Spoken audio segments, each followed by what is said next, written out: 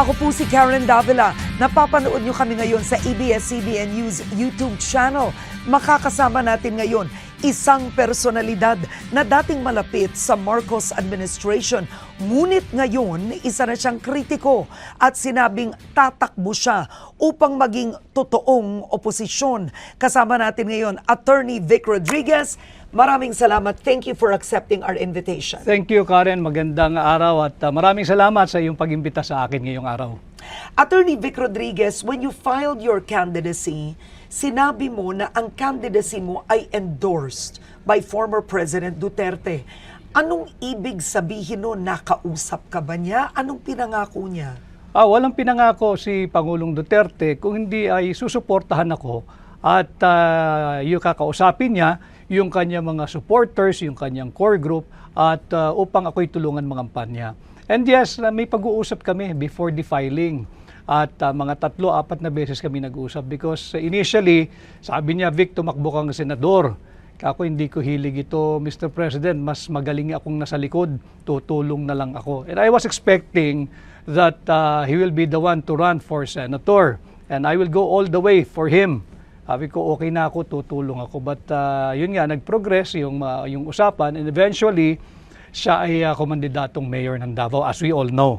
So ako ang tumugon doon sa hamon na pamunuan ng tunay at maisog na oposisyon. That's why here I am now. Oo, pero ibig sabihin, si Pangulong Duterte ang nagbigay sa iyo ng idea na tumakbo kang senador? Not really idea. It's more of an encouragement from President Duterte for me to try and run for senator.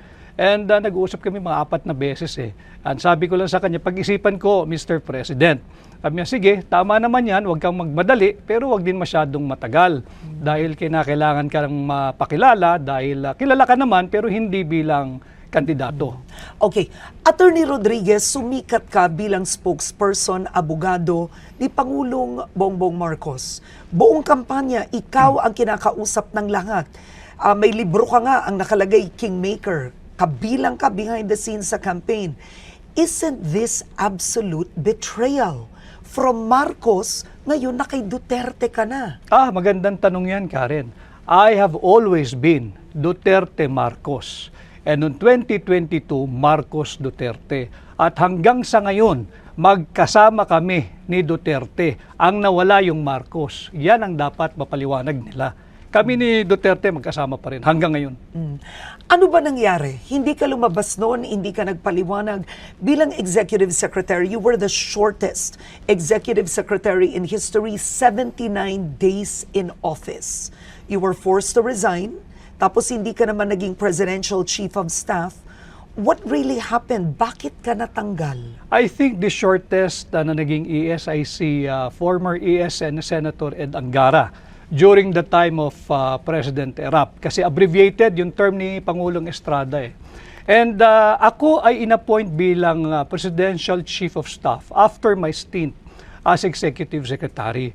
But sa tingin ko nga noon, hindi na untenable na yung sitwasyon namin sa Malacanang. Ako hindi ko na kailangan yan.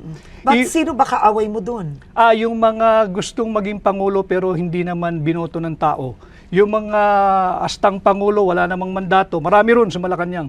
At alam naman ng taong bayan who I'm referring to, at hindi lang isang tao yan. Kaya nga nagkakagulo ngayon ang ating bansa. But why didn't the President stand by you? Initially, tumatayo siya, tumitindig siya sa aking panig.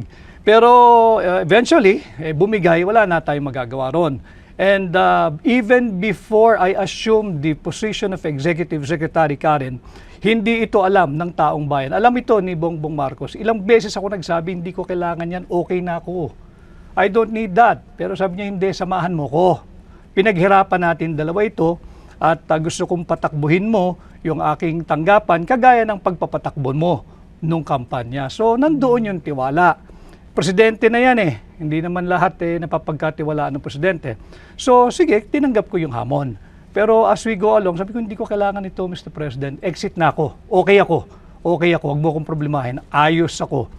That is why, even in the commission on appointments, kinakailangan nilang sumulat sa akin. Hinihingi yung documents ko. At yun, nag-meeting din kami ni Bongbong Marcos doon sa kanyang private office. Sabi niya, ba't wala kang dokumento? Hindi ako upo dyan. Hindi ako magpapa sa ilalim sa CA. Ambush yan. But why did you become a critic of the president? Pwede namang nag-resign ka, tumahimik si Attorney Vic Rodriguez, sinaportahan mo on the side, bakit ngayon napaka-active critic mo? Ang sinasabi ng ilan, porket wala lang sa posisyon, eto na siya, kritiko na. Hindi ko kailangan ng posisyon, Karen. Ako nga yung lumayo sa posisyon eh. Tanungin mo ang sambayan ng Pilipino. Ilan ang kayang gumawa ng ginawa ko? I walk away from being DES. Meron akong appointment as the Presidential Chief of Staff. Meron ba Pirmado talaga yun? yan. Meron, nasa libro ko. Because sinabi nila na walang ganun. Hindi, pirmado ni Bongbong Marcos yun. Alam niya yun.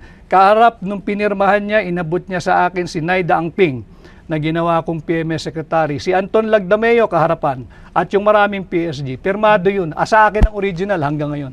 At ready ako ipakita yan kahit sa forum. Why did you have to be a critic? Yun ang tanong ng ilan. Sapagkat nakakaya ka rin eh. Ikaw na rin nagsabi, ako lahat ang kinakausap ng tao. Ako yung nakaharap, mukha ko yung nandoon, salita ko yung nandoon.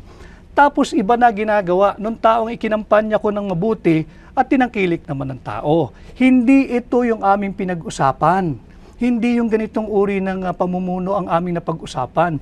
This is not the kind of governance and leadership that we agreed to have pag siya'y pinalad at tangkilikin gawing Pangulo. Yan ang katotohanan. Ngayon, tumatakbo kang senador pero tinatanong ng ilan, bakit namin iboboto si Attorney Vic Rodriguez gayong nung nasa gobyerno siya, nagkaroon ng ilang kontrobersya. Hindi natin kailangan isa-isahin at idetalye ngayon, but there was the sugar fiasco, issues with appointment, yung na-appoint mo sa Ports Authority, etc., etc. Ang tinasabi ng ilan, pumalpak nga siya doon, ba't ngayon senador pa? Kasi kasinungalingan yun. Wala akong palpak, Karen. Yung sugar fiasco, ako ang nagpahuli ng mga asukal. At dito sa programa mo, daming nanonood dito, kung merong makakapagpakita ng dokumento na pinirmahan ko, yung sugar order number 3, sa iyong programa, Karen, exclusive mo ito, I will withdraw my candidacy for senator.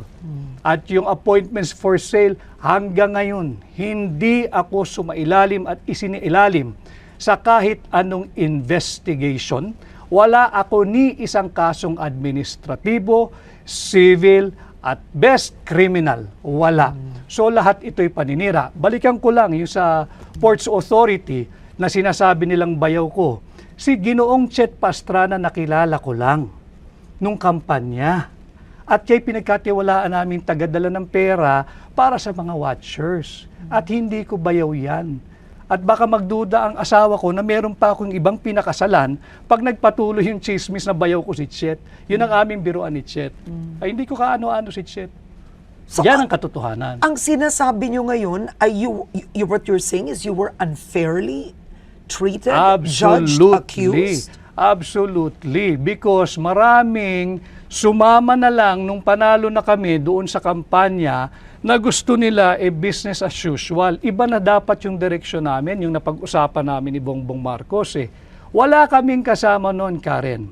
Alam kong alam mo, walang gustong sumama kay Bongbong Marcos matapos ang 2016. Kaming dalawa lang ang magkasama. Kahit nung siya'y nag-announce ang kandidatura, wala kaming mga branded names in politics. At nung mananalo na, nandyan na yung mga Johnny come lately. At ang gusto, sila pa ang una sa pila. Hindi ako pumayag. Bakit? Ang kasama namin, ordinaryong tao eh. Yun muna ang unahin natin na i-recognize. Hindi yung mga branded politician na nandyan na naman at the very first opportunity na magkamal ng yaman, magnanakaw na naman yung mga yan. Yan ang aking linabanan. Kaya ako tumatakbo.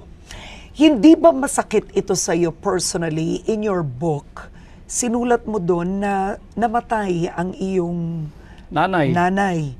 At ni hindi nagbigay ng condolence, hindi nagbigay ng kahit anuman na message, bulaklak ang Pangulong Marcos. This is correct, no? Tama yan. Yeah. Considering yung pinagsamahan nyo, pinagdaanan nyo, what do you make of this whole experience? Masakit talaga yun. Dahil tinuring mong kaibigan inakay mo, magkasama kayo doon sa isang bahagi ng buhay niyang napakadilim. At hanggang sa dahan-dahan ay nakikita namin na pasikat ng araw kami magkasama. At nung dumating sa puntong mababa na punto ng aking buhay, dahil nanay ko yun niho wala kang narinig, masakit yun. At hindi ko hahangarin na mangyari sa kanya o kung kanino man yung experience kong yun at naramdaman kong yun. But how angry are you? Because I'll be honest, you attended the rally in Tagum City. Tinawag ni Pangulong Duterte na bangag si Pangulong Marcos. Nandun ka, nakaupo ka doon. Bakit kailangang nandun ka? Bakit?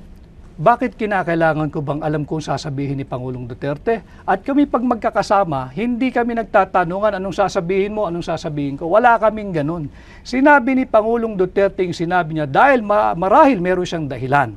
At ako naman, ang lagi kong sinasabi, ulitin ko, dito sa iyong programa, kahit nung magkasama kami ni Bongbong Marcos, lumabas yan . And I feel guilty because I'm the one who went around the town and showed everybody yung kanyang negative drug result test. Ba't di ba totoo yun? Kaya nga ang akin, para matapos na yung usapang yan, sumailalim na sa isang open, fair, transparent hair follicle drug test. Para matapos na yan. Kung totoo, di tapos ang usapan. Kung hindi, sampal niya yung resulta doon sa mga nag-aakusa sa kanya. O ito, negative ako. Ganun lang naman yan para matapos na. After all, you're the elected president. At dapat siguro, leadership by example, gawin mo na para matapos na.